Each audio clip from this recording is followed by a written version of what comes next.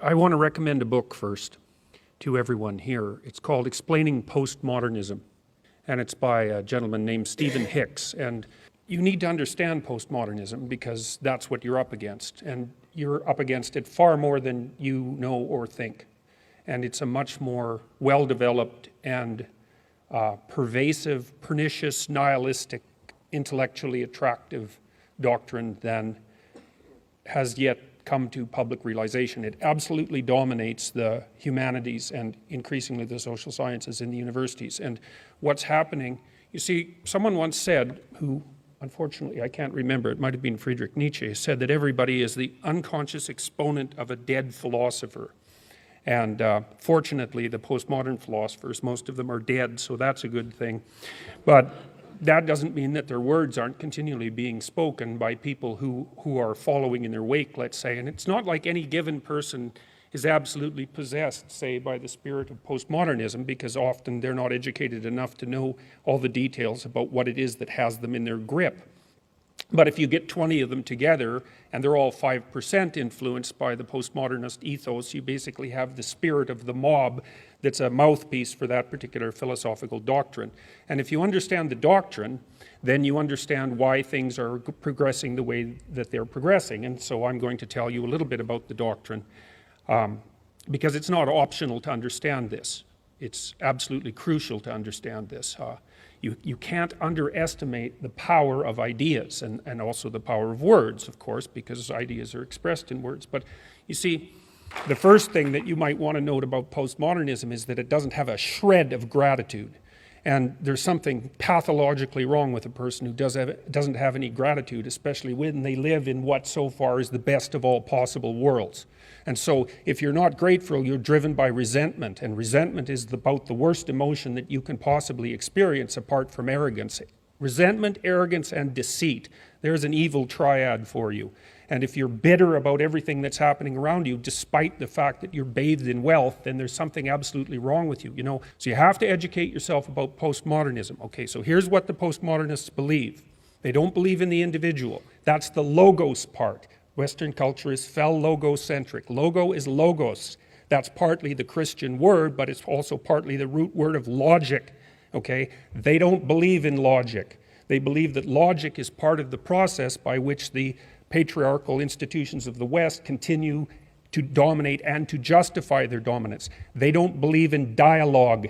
The root word of dialogue is logos again. They don't believe that people of goodwill can come to consensus through the exchange of ideas. They believe that that notion is part of the philosophical substructure and practices of the dominant culture. So the reason they don't let people who they don't agree with speak on campus is because they don't agree with letting people speak. You see, it's not part of the ethos. Okay, so what else do they believe and not believe? They believe that since you don't have an individual identity, your fundamental identity is group fostered.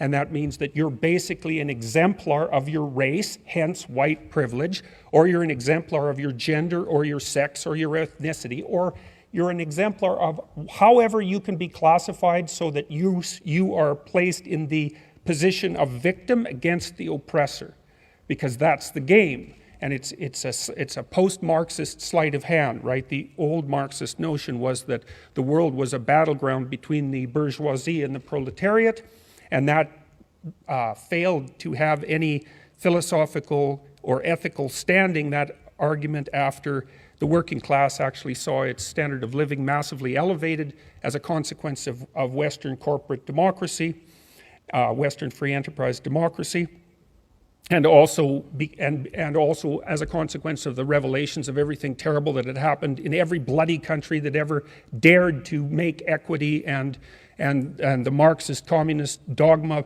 part of their fundamental structure, right? And nothing but murderousness and oppression. And so by the 1970s, it was evident that that game was up. The postmodernist Marxists just basically pulled a sleight of hand and said, okay, if it's not the poor against the rich, it's the oppressed against the oppressor. We'll just redivide the subpopulations in ways that make our bloody philosophy continue in its movement forward, and that's where we're at now. And so for the postmodernists, the world is a Hobbesian battleground of identity groups. They do not communicate with one another because they can't. All there is a struggle for power. And if you're in the predator group, which means you're an oppressor, then you better look out, because you're not exactly welcome, and neither are your ideas. So that's what you're up against. They're not interested at all in education. They're interested in the indoctrination of people as young as they can get their hands on, so to speak.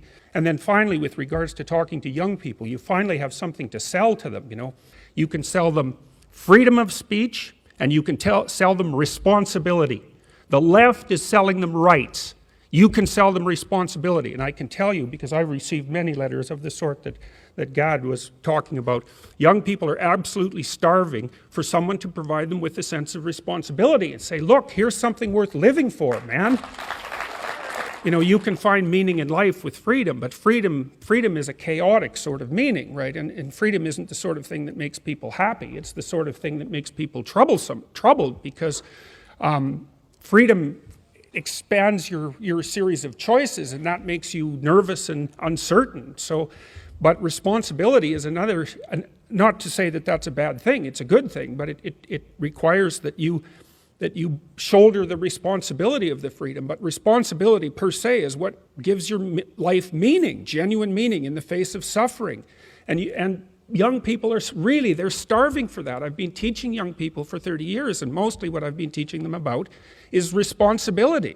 It's like you're heirs to a great tradition. It's not perfect, obviously, but comparatively, there's nothing else like it that's ever been produced. And one of the responsibilities of young people is to find out what's at the core of that, the great core of that, the paramount importance of the individual and the divinity of speech, man. That's something to sell. It's what our whole culture is predicated on.